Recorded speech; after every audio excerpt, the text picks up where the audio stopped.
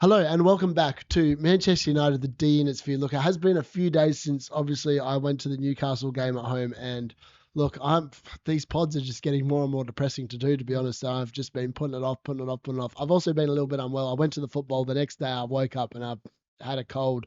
I've still got like a massively sore throat. Still not feeling absolutely fantastic. But I thought got to jump on because we've got what seems like a daunting task ahead of us on Sunday against Liverpool. And look, there's plenty to talk about. So, like, without further ado, make sure you press the like button, subscribe if you're new. Obviously, this is if you're interested in fantasy content as well. I do lots of fantasy videos, and most people probably check out my channel for that. This is definitely part of the United podcast that I do, though. So, look, I went to the Newcastle game. The missus came with me, and it's safe to say she enjoyed the experience up until the game. And then we sat down. We were both seated in the in the Stretford end behind the goals. And we saw firsthand just United fall to pieces. Like the first 20 minutes of football, we could have been 3 or 4-0 down. I wouldn't have even sat there and said that we didn't deserve to be. We were unbelievably atrocious. I actually can't believe I've been to 2 games now. And like normally when I've gone to watch United games, like you just get the tickets whenever you're here. And unfortunately, the only games I'm here for were the Bournemouth and Newcastle games. The Bournemouth game, I thought we were exceptionally unlucky. We should have definitely have scored in that game, which is wasteful finishing from Bruno Fernandes and Ahmad. And then obviously Bruno Fernandes got himself sent off against Wolves, and I just thought before the game that we were going to struggle to create any sort of chances. I saw the team sheet, and I'm not going to lie, lots of people were booing and jeering Joshua Zirkzee, but who on earth sanctioned that transfer? Because that man is not good enough to play for Manchester United. Let's be honest. I actually was in the toilet, so I didn't actually hear the booing and that. I actually just came out and like someone said, I just heard Joshua Zirkzee's name and Kobbie Mainoo, and I was like, what? We've made a substitution already? But to be honest, something needed to be done because Ruben Amorim made the mistake, I think, in his first game, he started Christian Eriksen and Casemiro. And I would have thought it would have been evident in that game that they cannot work together in a midfield duo in the system that he wants to play. Unbelievably, and I understand Ugarte was injured and maybe Mainu needed to be rotated or whatever because obviously he's fresh back off an injury, within like the last month. And Bruno was obviously suspended. Play Toby Collier, play someone else. There is no way that you're ever going to get the maximum out of Casemiro and Christian Eriksen, who both know that they're not going to be there at the end of the season. Like they're not going to be trying as hard as what they need to be trying in order to get Manchester United back to where they need to belong. Like we are 14th for a reason. A lot of it is down to the players, the management of the club. The whole lot of it just needs kicking down the can and just throw it out, start again. Look, Marcus Rashford made it back into the squad, but it was like one of them ones where you just knew he was 100% not going to be coming on. He was just on there to make up the numbers. Now, if he was just on there to make up the numbers, pick one of the young kids from the 18s. We've got some quality players in there that maybe they aren't ready, but hey, the players we've got in there at the moment are doing absolutely nothing to justify the money they're getting paid per week. And to be honest, going there, watching that game, other than obviously the pre-match, like going to the Bishop's Place, having a great time, singing, no voice. I mean, there wasn't anything to sing about in that game at all. The closest we came was in the second half when Harry Maguire had a decent opportunity, but that was it. Other than that, we did not look like scoring. Joshua Zirkzee, Rasmus Højlund are just showing how badly Manchester United have spent their money over the last 2 years on 2 strikers that can't score. They don't have good hold-up play, and they don't seem to have the mentality in order to succeed at Manchester United. Look, there's lots of things that need to be done. The January transfer window's open. Look, as far as I'm concerned, take a bloody points deduction and just go and spend 100 mil on a striker. Yes, you're going to break the rules, but hey, what's the worst that can happen? Everton got docked 4 points, I think, and then another 3. Like, Man United need goals in the team. We don't have goals in the team. That's what it comes down to at the end of the day. We have Ahmad, unfortunately, is playing out there, generally speaking, by himself because there is no one that's capable of actually doing what is needed in order to win games of football, and that's score goals. That's what it comes down to at the end of the day. It is unbelievably obvious to almost everyone. And look, let's just have a look at the results we have seen over the course of December. So I'm going to pull them up because it doesn't make for pretty viewing at all. It's actually, I think it's our worst December. I think we have won one game of football per month this season in the Premier League. That is unbelievably bad. It's just disgusting. All right, let's take a closer look. All right, so here we go. The results this December. So we'll go back to the 4th. Obviously, we lost 2-0. So we won 4-0 against Everton. That was a great win in the Premier League. You know, we were kind of lucky. The XG wasn't really overly fantastic, but, you know, it wasn't bad. All right, so that was decent. Then, obviously, Arsenal made pretty short work of us, 2-0. Again, set pieces undone there. We have been unlucky in some of these games. The Nottingham Forest game, just again, conceding stupid goals. But these are the games we can't afford to be losing. Like when we look at the table there, you can see 14th place. Crystal Palace are right behind us. West Ham are in front of us, and they've been playing awful this season as well. It's just unbelievable how bad we have fallen, how much we have fallen. This Premier League that we are in at the moment is not a good version of the Premier League. The fact that Liverpool are 6 points clear on top of a game in hand tells you that Arsenal aren't having a good season. Man City aren't even in the top 4. They've fallen off a bandwagon, and it's great. But the worst thing is that Liverpool just seems to be making the most of it. Instead, where we look down here, we are 14th in a very average-looking Premier League. Disgusting. Obviously, we beat Pleasant away. Like the only saving grace is we've got the Europa League. And in reality, the league season is done. We just need to make sure that we don't get relegated and focus on the Europa League because that is our only chance, I think, of actually us getting into Europe. I can't see us beating Liverpool. I can't see us beating Arsenal. I don't mean to be a pessimistic or just a realist or whatever, but we just aren't very good. We're not a very good football club at all. Obviously, we beat Man City when Man City were in that awful run of form, and that was, you know, a nice point. You thought maybe we'll kick on. But we saw some fight against Spurs. Again, the team selection for that game just didn't make much sense considering they probably need some sort of momentum and maybe making it to the Carabao Cup final might have done it, but that wasn't to be. Then obviously we had the Bournemouth game where we did dominate a lot of this game, but we lost 3-0. It was just disgusting. And then obviously we had Bruno Fernandes get himself some up against Wolves, and that really affected that result. But this Newcastle game was a nadir. Like, it was unbelievably bad. Like, it doesn't, these statistics don't tell the story.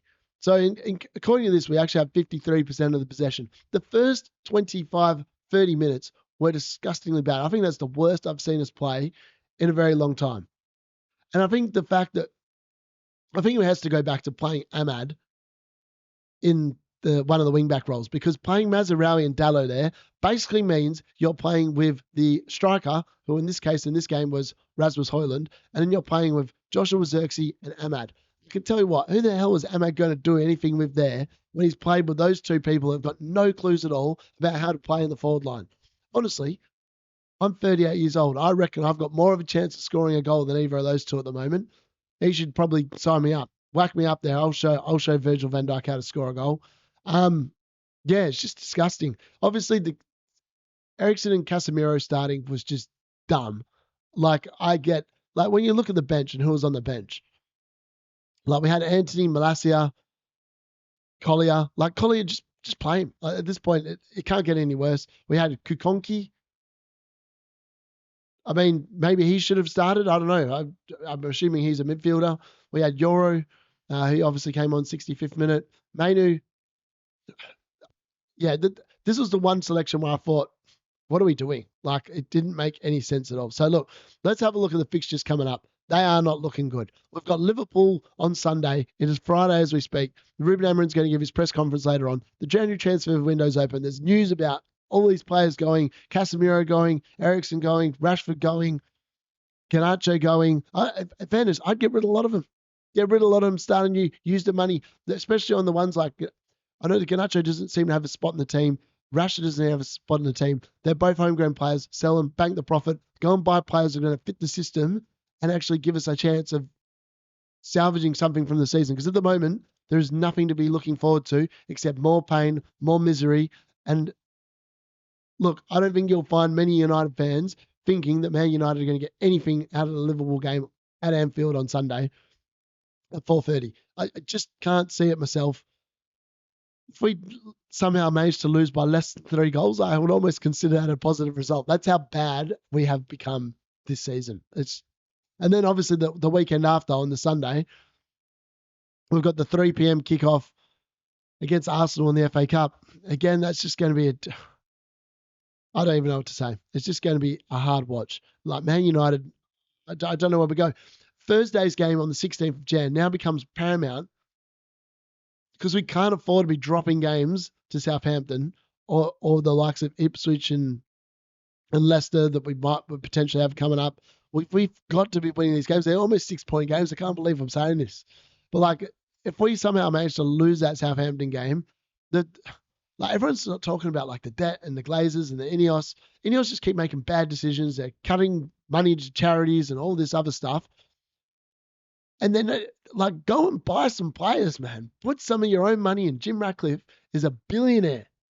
The dude can afford to sit there and pay $40,000 to a charity when he's dodging the tax rates in the UK. Don't tell me you can't. It's not that hard. So yeah, look, let's just have a look at our squad. Where is our squad here? And yeah, it's just not good, really. Man United, where's the? Oh, they've changed the. No, that's a store. Don't want that. Latest. There we go. Men. All right, let's try that. See what happens. Have we got a squad list somewhere? It used to be right up the top. Oh, players. There we are. It is. I'm blind. All right, let's have a look at the men's players. These are the ones I think that they should be getting rid of in January. Andre Onana continues to make errors as well. Like, he has not been fantastic. I mean, there's been rumours about the fact they want to sign a new goalkeeper. Let's look at the defence, right? So Victor Lindelof, out of contract in the summer. They need to just move him on. Either part ways, cull him for the rest of the season, agree a mutual termination, whatever. He's not the way forward. Harry Maguire, probably ditto. Move him on. He's on like almost 200,000 a week. Hasn't been good enough. Diego Dalot, Tyrell Malacia, not good enough. Johnny Evans, probably see him through to the end of the season. See you later. Thanks for coming. Like, you got to start being brutal. Apparently, they want to loan out Harry Amas. I think they should. The dude has been there. He's not getting played. Get him some actual football in the first team. See what he does when he comes back. So, yeah, there's lots of problems here. Mazraoui's probably been the best defender this season. There's just so many problems across the board. How many of these actually fit into a back three system? I'm not even sure. Now, we look at the midfield, it's even more desperate. So Casemiro and Eriksen know they're going to be gone at the end of the season. Just move them on. Who cares if you only make 10 mil or you have to give them away? Get them off the wage book. Get other players in that are going to be part of the future of this club. These two players are not going to be part of the future. I don't know why we keep persisting with them. It makes no sense to me. Mason Mount, send him away, get his leg fixed, make him see the world's best specialist, because he's just proving to be a complete waste of money at the moment because he can't get on the pitch. Bruno needs to sort himself out and stop diving into rash challenges and play his position. If you're playing number 10, stay in the number 10 position. Daniel Gore, apparently he's going to get loaned out. Maybe Toby Collins should be getting loaned out as well because he's not getting in the team. Manuel Ugarte's been fine, and Mamu. I think those two are the only two that probably get a tick here. They need more cover. They need more legs. They need more tenacity in there. And then the forward line, my God, outside of Ahmad, it's depressing. Jadon Sancho is probably our next best attacker in form, and he's playing for Chelsea at the moment. That's the best way of describing it. Marcus Rashford can't get in the squad. He's most likely, I think they just need to sell him.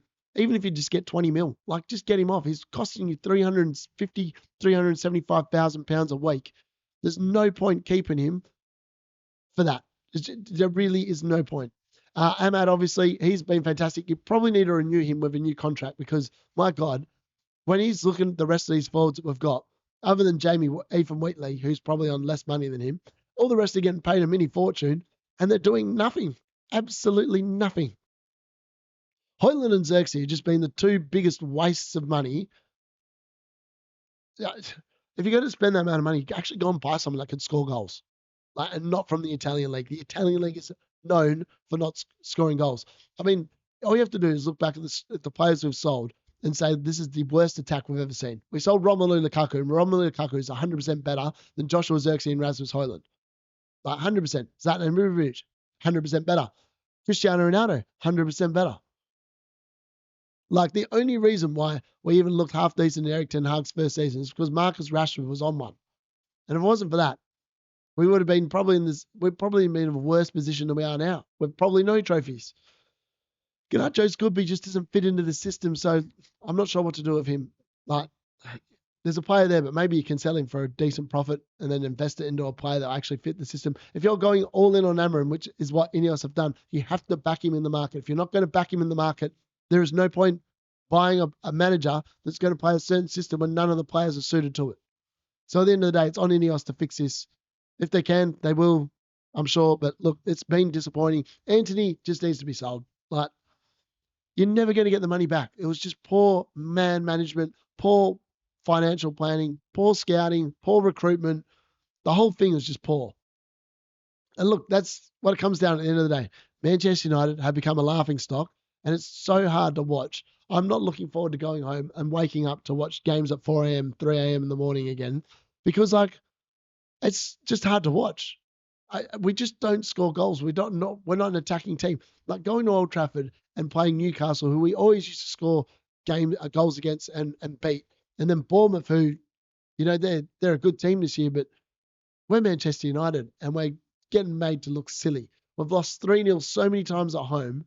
It's just not good enough. The standards from fans have dropped to a point where we just accept it. We should not be accepting this.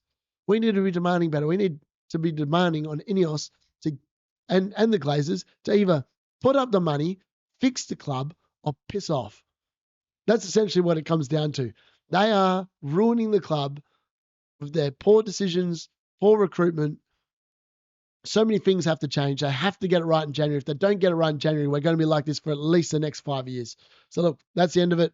That's how I feel about my own team at the moment. It's so frustrating watching them. Like, there is a couple of good players to get excited about, but the whole thing just reeks of rot. And going to Old Trafford, it was raining the other day as well. There's just so many things wrong with this once great, mighty football club. I love them, but my God, it's hard to watch them at the moment. Let me know what you think in the comments. Thanks for watching. That's been Manchester United, the D Unit's view.